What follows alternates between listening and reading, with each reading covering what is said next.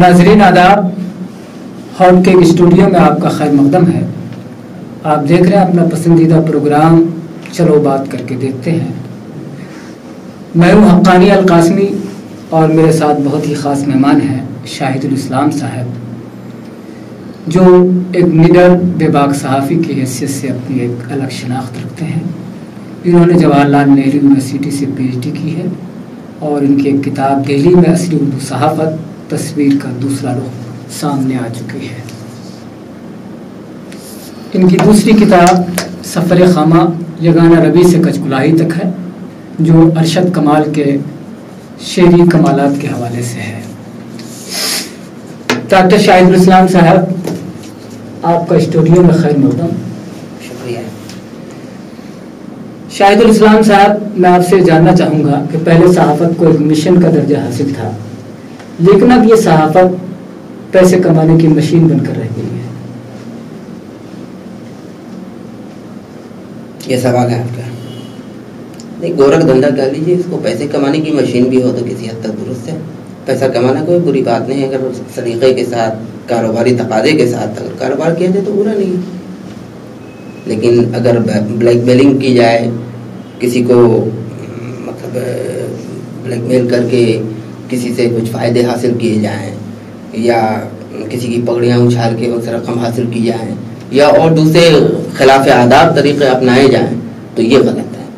اور جس طرح سماج میں ایک پستی آئی ہے، تو بحیثیت صحافی ہم آپ جو بھی کارندے ہیں جو صحافت کر رہے ہیں، ان کا نظریہ بھی اسی طرح کا ہے، اور جو صحافتی ادارے کے مالکان ہیں ان کا بھی نظریہ کچھ کم و بیش ویسا ہی ہے، جس کی وجہ سے یہ پستی دیکھنے کو مل رہی ہے۔ پہلے زمانے میں جیسے مولانا ابوالکلام آزاد صاحب الہلال البلاغ وغیرہ نکالتے تھے تو اس میں صحافتی اخلاقیات کا خیال رکھا جاتا تھا، لیکن اب تجارتی مفادات کو مد نظر رکھا جاتا ہے۔ یہ تو تجارتی مفادات کو مد نظر رکھنے کا جہاں تک معاملہ ہے، یہ تو ابھی کنٹمپرری صورتحال جو ہے، عصری منظرنامہ جو ہے وہ تو اکثر تبدیل ہو چکا ہے۔ یہ صرف اردو کی بات نہیں، ہر جگہ یہ کاروباری تقاضے دیکھے جا رہے ہیں، اور کچھ مجبوریاں بھی ہوتی ہیں۔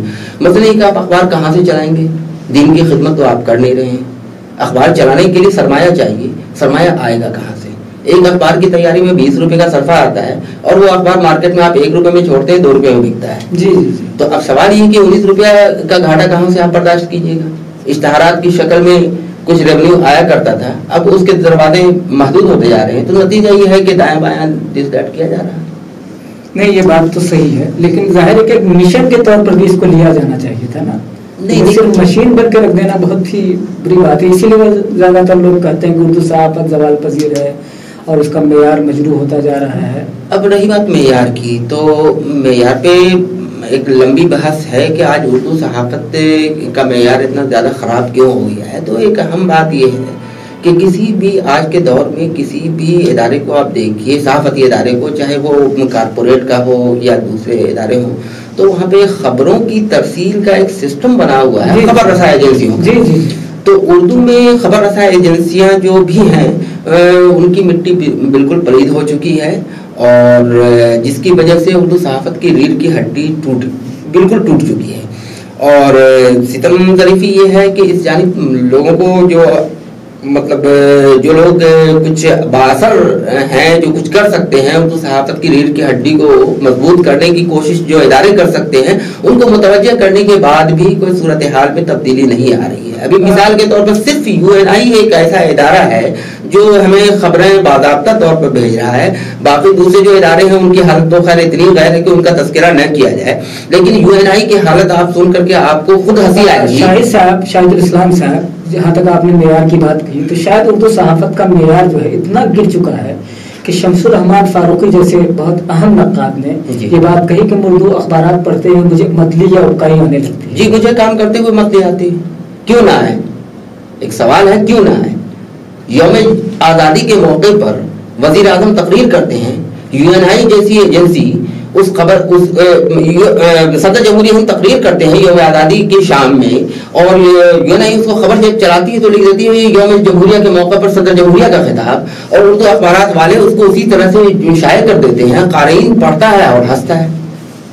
آدھار کارڈ کا ترجمہ اگر بنیادی کارڈ کر دیا جائے تو آپ کیا کہیں گے؟ اس کا کیا جواب آپ پیش کر سکتے ہیں؟ مشینی ترجمے کی خرابی ہے۔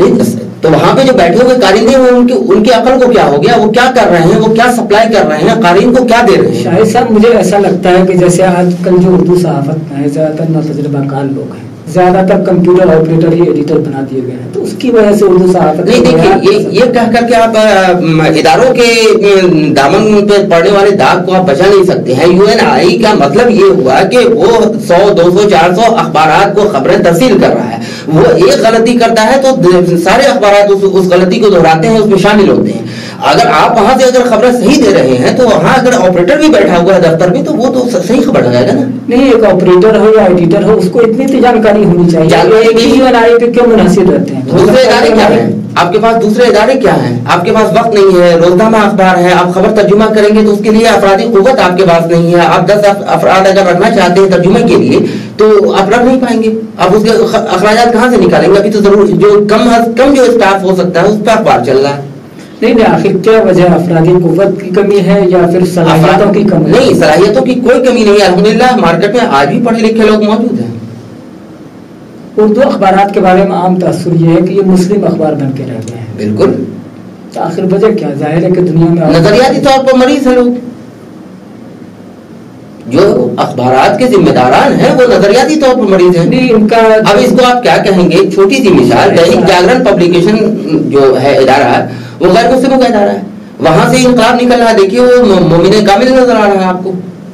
اور اسی کا جو ہندی ایڈیشن ہے دینک جاگرن, وہاں پہ آپ دیکھیں کیا ہو رہا ہے کہ مسلمانوں کے خلاف خبریں لگائی جا رہی ہیں. نہیں, زیادہ تر اخبارات مسلم مدرسہ اور مسجد کے ارد گھومتے ہیں. تو اور بھی تو دنیا کے مسائل ہیں جن میں ہونی چاہیے, اس میں کوئی دوہرا نہیں, مسائل بہت ہیں. اور مسلمانوں کی ترجمانی کا بھی جہاں تک معاملہ ہے تو قاعدے سے اس کی ترجمانی کی جا سکتی ہے, رہنمائی کی جا سکتی ہے. لیکن اردو اخباروں کے ذمہ داران کا یا ان کے عہدیداران کا یہ ایک مزاج سا بن گیا ہے کہ جذباتی ایشوز کو لے کے ریز کرتے ہیں. جی جی جی, وہ سنجیدگی کی طرف قدم آگے نہیں بڑھاتے ہیں. جذباتی یہ ہے کہ اب اردو میں صرف جذباتی یا زرد صحافت ہو رہی ہے, معروضی اور منطقی صحافت کچھ نہیں, خاتمہ ہو چکا ہے. بالکل. تو اس کے لیے کس کو ذمہ دار آپ مانتے ہیں؟ سب کوئی ذمہ دار ہیں, کوئی اپنا دامن نہیں بچا سکتا ہے.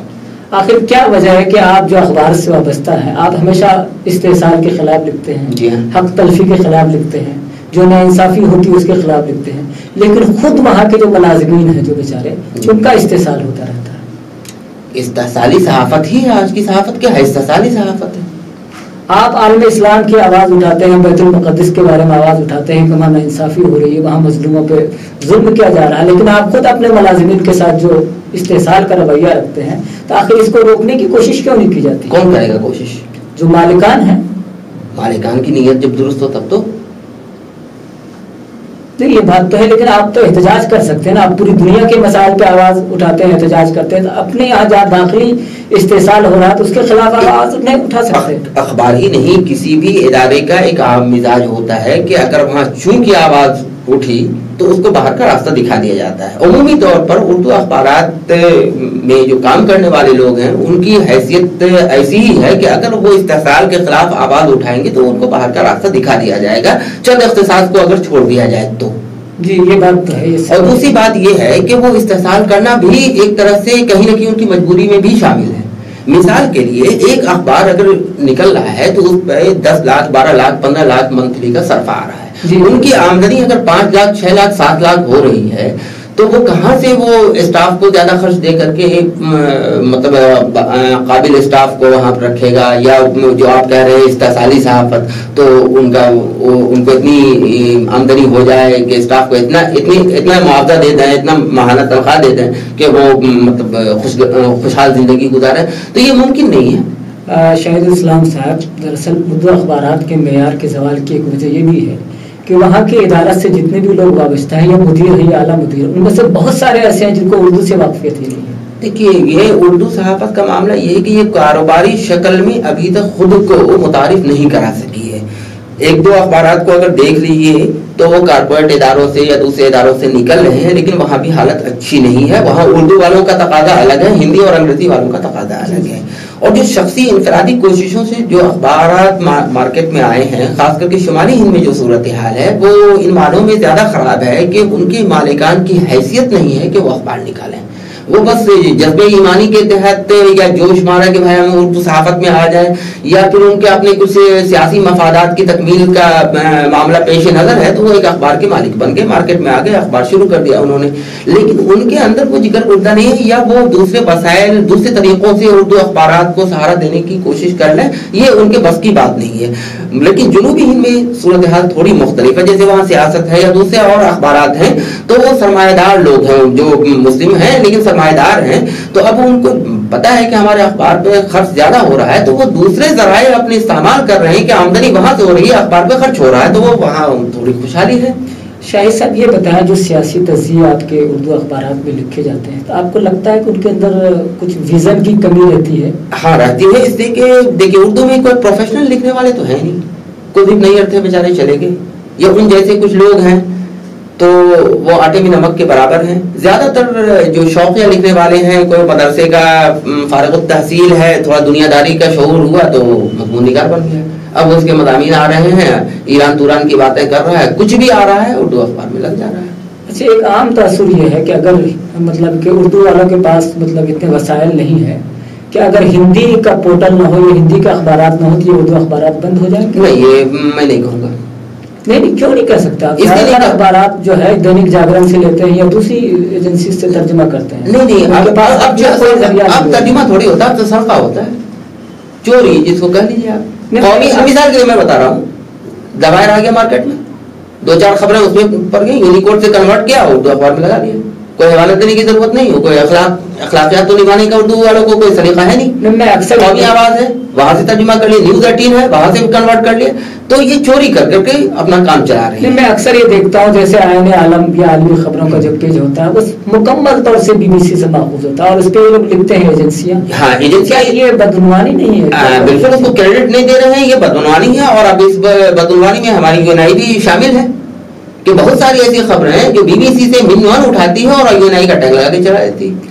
अच्छा शाहिदुल इस्लाम साहब, ये अखलाक़ी दर्द तो खत्म हो चुका है। ये बताया कि आपने जो दिल्ली नसरी उर्दू सहाफ़त जैसी अहम किताब लिखी जिस पे बहुत हंगामा भी हुआ, तो इसमें आपने सर्कुलेशन के हवाले से कुछ बातें कही हैं। जी हाँ, कि बहुत सारे अखबारात हैं जिनकी फ़ाइल कापियाँ छपती हैं, वो बाज़ार में नज़र नहीं आते, तो ऐसे कितने अखबारात हो सकते हैं?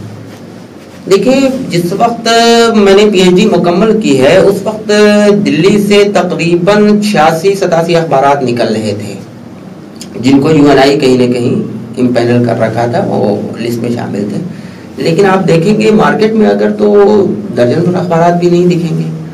और मज़ेदार बात यह है कि यूएनआई के सब सब्सक्राइबर भी नहीं है, उनके यहाँ अक्सरियत ऐसे अखबारों की है जो इधर उधर से अपना सफात भर लिए और काम चला लिए।